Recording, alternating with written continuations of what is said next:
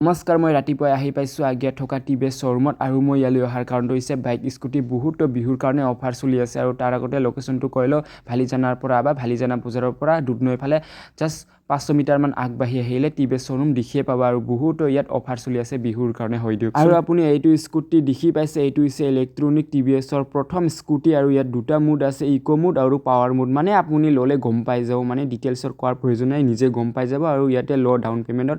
গোটেইকেইটা bike scooty পাই আছে সো আপোনালোকে যদি ল'ম বুলি ভাবিছে ইয়াত আহি পেলাইও ল'ব পাৰে বা আপোনাৰ পছন্দ মতে ল'ব পাৰে আৰু ইয়াত আপোনাৰ যিকোনো কোম্পানীৰ বাইক বা স্কুটি যদি আমাৰ ইয়াতে এক্সচেঞ্জ কৰে তেতিয়াহ'লে যদি এক্সচেঞ্জ কৰি আমাৰ ইয়াৰ পৰা এণ্ট্ৰক বা আপাচি বাইক লয় তেতিয়াহ'লে এণ্ট্ৰকত আপোনাৰ 4000 কেছবেক পাব আৰু আপাচিত আপুনি 3500 কেছবেক পাব সো আপোনালোকে গমে পাইছে বিহুৰ কাৰণে বহুতো অফাৰ চলি আছে আৰু বাইক বা স্কুটি ল' down payment with any company exchange কৰা যাব বাইক বা স্কুটি মোৰ নাম ৰাধা